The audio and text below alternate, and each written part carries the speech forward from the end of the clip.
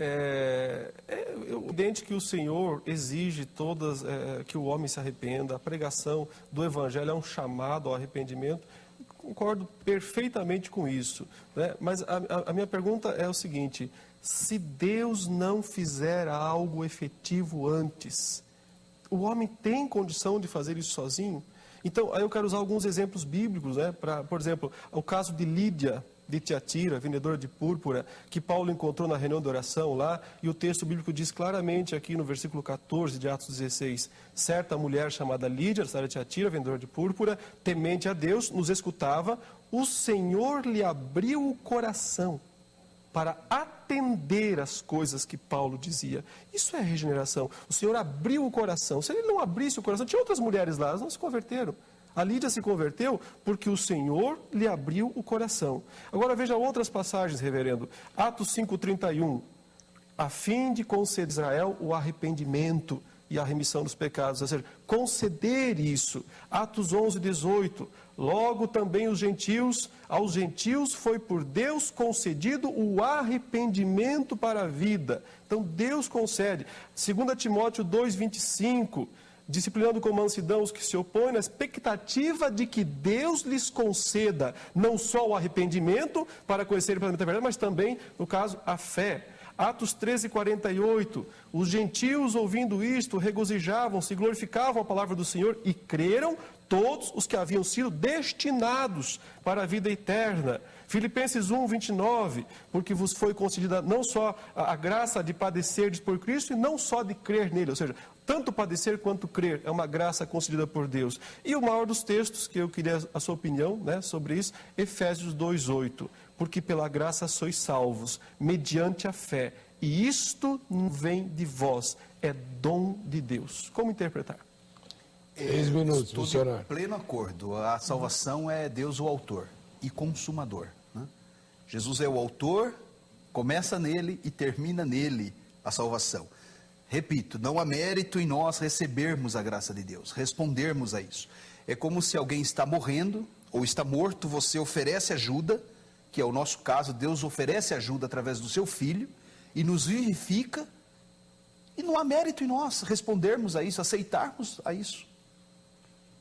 Uma outra ilustração: alguém está às portas da morte por causa de fome, você lhe oferece um copo de água, um pão, essa pessoa aceita e é nutrida e sobrevive. Que mérito há nela de ter aceitado aquela oferta generosa sua?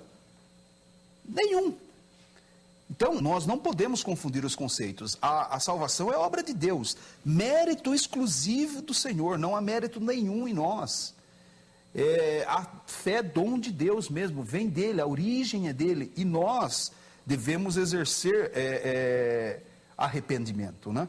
Como, por exemplo, Atos 17:30, mas Deus, não tendo em conta os tempos da ignorância, anuncia agora a todos os homens e em todo lugar que se arrependa. Olha a bondade de Deus, disponibilizando o Evangelho para que todo mundo possa ter contato com o Evangelho e reagir ao Evangelho. Atos 26:20. Antes anunciei primeiramente aos que estão em Damasco e em Jerusalém, e por toda a terra da Judéia e aos gentios, que se emendassem e que se convertessem, fazendo obras dignas de arrependimento. Romanos capítulo 2, versículo 4 e 5. Ou despreza tuas riquezas, falando, né, aos romanos, ou prezas tu as riquezas da sua benignidade, do seu amor, e paciência e longanimidade, ignorando que a bondade de Deus te leva ao arrependimento. Está aí, a origem está em Deus, né? Agora, veja o que o versículo 5 termina. Mas segundo a dureza do teu coração, impenitente, ou seja, que resiste à oferta de salvação, entesouras ira para ti no dia da ira e da manifestação do juízo de Deus. Então, apesar da bondade de Deus que disponibiliza arrependimento, que possibilita arrependimento, há um grupo que, segundo a dureza do seu coração impenitente, entesoura ou reserva para si a ira de Deus. Então, não há contradição numa coisa e a outra, né? A graça está amplamente disponível com a pregação do Evangelho. Mas reitero por esses textos e outros, né? Que aqueles que resistem à graça de Deus, resistem à luz do Evangelho e com isso perecerão, né? Por não aceitarem a salvação. Bom, reverendo, tenho certeza que o senhor quer comentar essa resposta. 3 minutos para o senhor. Vejo que não estás longe da teologia reformada. O ponto só mesmo é essa questão, se o homem por si mesmo pode se arrepender e crer, ou se Deus é quem o capacita. Então, as respostas do irmão, elas vão também no sentido de dizer que Deus o capacita, e acho ótimo essa questão. O meu ponto mesmo central é que, sem essa capacitação de Deus, sem Deus agir, sem o Espírito Santo trazer o crente e fazer isso de forma eficaz, ninguém pode vir ao Senhor e ninguém virá. E eu queria retomar a ilustração que eu gostei, a ilustração do irmão sobre a cera e o barro, né? Ele disse, a mesma mão age e a cera derrete e o barro endurece. Mas observe, são coisas diferentes. Não é o mesmo barro, né? Não é um barro, uma parte do barro que endurece, uma parte do barro que fica... É a cera e o barro, são os eleitos e os preteridos.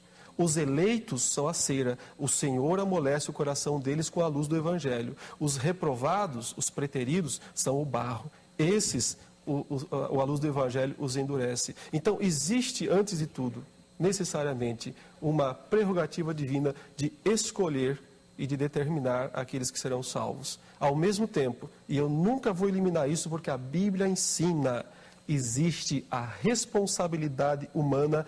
Ele rejeita o Evangelho, ele é condenado por causa disso. O Evangelho é oferecido para todas as pessoas, e quem invocar o nome do Senhor será salvo, e quem não invocar será condenado. Mas, em última instância, invoca o nome do Senhor, quem Deus chama, eficazmente. Essa é a nossa posição.